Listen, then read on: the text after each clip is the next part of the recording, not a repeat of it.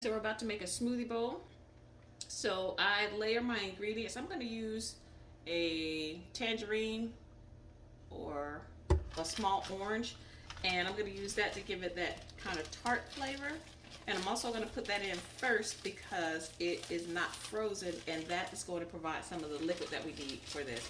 And usually I would put in a banana that's also not frozen for the same reason. It'll help it blend a little bit better. But I made these smoothie packs yesterday, so I'm going to go ahead and use that and just dump all of that in together. So the smoothie packs have the bananas, blueberries, cherries, strawberries, and a little bit of kale.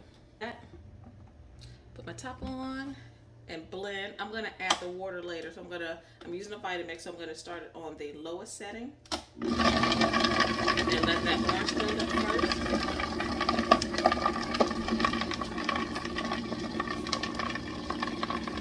And I'm making a smoothie bowl, so we actually do not need a lot of liquid for this. I'm going to slowly turn it up. You can see it add it's turning down. And I'm adding just a small amount of I'm going to use my tamper.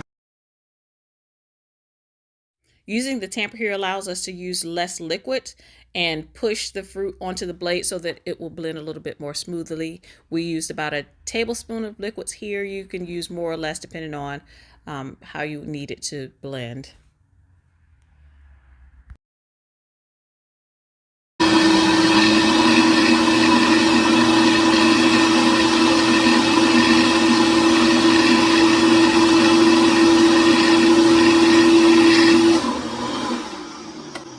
That's all you want to do. You want to get it to the point where it just barely turns and it's really, really thick.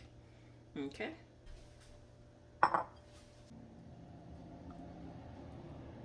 We're going to pour it out into a cup. Actually, if we had a banana that was raw, that was not frozen, then we could have added even less liquid.